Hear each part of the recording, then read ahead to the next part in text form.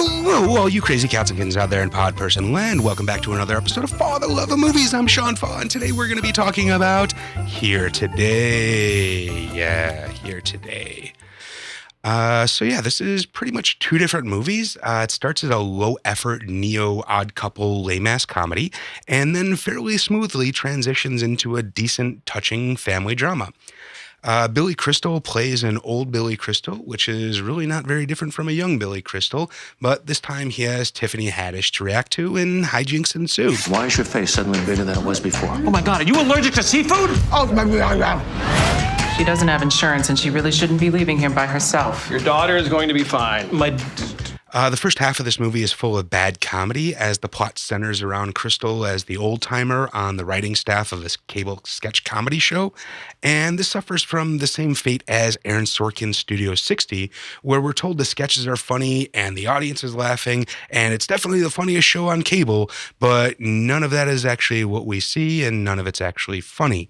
So I'm a comedy writer. All right, guys, very funny stuff. I also write for Broadway and movies. How's the writing going? It's all of these young kids. In the tradition of George Carlin and Richard Pryor. Somebody's got to talk to Roger about his inflections. Come on, subpoena. What is that, a very small peanut? the first half is also where they seem to have just decided that Tiffany Haddish is going to improv every scene she's in, and Billy Crystal is just going to react to her.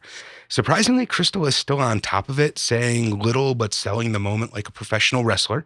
And Haddish, on the other hand, is just kind of all over the place. Mostly, she's just annoying. Whoa! I didn't want for this to happen. It didn't happen. Your little frail body would not be able to handle all these groceries. I'll break your back, then you die. Can't have that. That is until the second half of the movie kicks in. And in the second half, we really see Tiffany Haddish's character almost completely differently. Nothing has changed in the world of the movie. She's just clearly no longer improvising, and she's really just acting and on script and in the moment. And it just feels much more real and natural. And again, surprisingly, she's actually pretty good. By this point in the movie, though, I already hated her, and so it really took a lot of time to kind of get to the point where I could be in that moment with them again. Why did you tell the doctor that I was your father? I was a little loopy by then. Do you live here? I'm his friend, but your dad needs you right now. I mean, this young woman is full of surprises.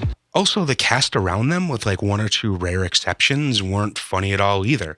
And most infuriatingly, they were all kind of played off in the movie as though we were just supposed to find them all absolutely hilarious. I want to have fun.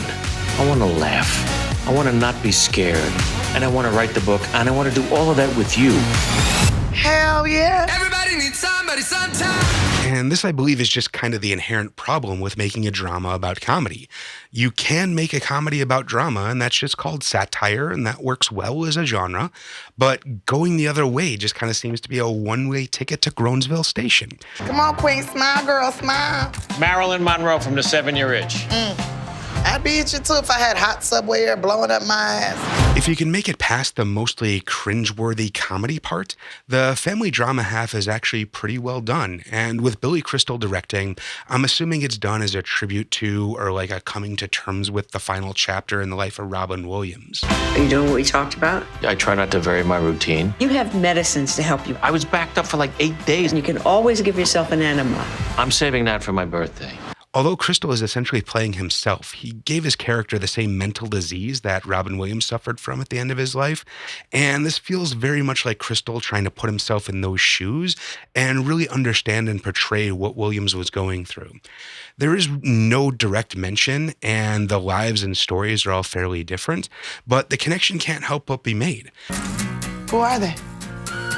That's my family. If they're your family, why do you have their names written down?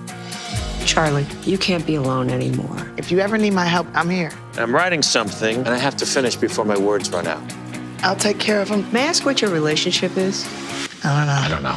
So I guess in the end, this is a really decent heartstring-tugging family drama that is just unfortunately held back by this forced filler comedy that they try and jam in at the beginning. This is no time for jokes. It's the perfect time for jokes. You funny, old man. Everybody needs somebody sometime. I'd say it's still definitely worth seeing, just not really for the reasons that it's marketed as. Want to have some laughs? Hell yeah. But yeah, this has been Father Love of Movies, and that was Here Now. And I'm Sean Fa, and thank you for joining us. And tell a friend, and like, and comment, and subscribe, and do all the things and all the stuff for all the people.